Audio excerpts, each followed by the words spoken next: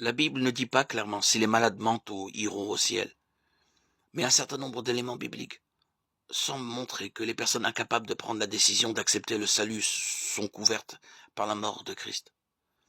Pour cette raison, on pense aussi que les enfants qui meurent avant l'âge de raison entrent au ciel automatiquement. David, qui a perdu un enfant, s'est consolé en disant « C'est moi qui irai le retrouver, mais lui ne reviendra pas vers moi » de Samuel 12, 23. Il savait qu'il reverrait son enfant au ciel un jour.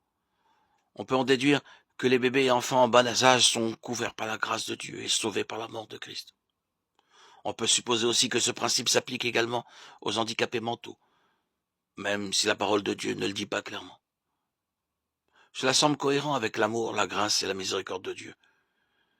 Une personne dérangée mentalement au point de ne pas pouvoir être consciente de son état de péché ni croire en Christ pour son salut est comme un enfant. Il est donc raisonnable de penser qu'elle sera sauvée par la grâce et la miséricorde du Dieu qui sauve les bébés et les enfants au bas âge.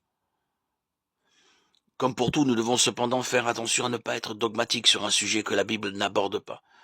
Nous savons que Jésus reçoit tous ceux que le Père lui a confiés et qu'il n'en perdra aucun. Jean 6, 39.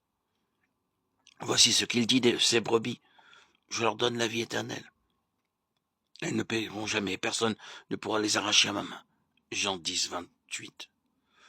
Nous pouvons être consolés de savoir que le plan de Dieu est toujours le meilleur, qu'il fait toujours ce qui est bon et juste, et que son amour et sa miséricorde sont éternels et infinis.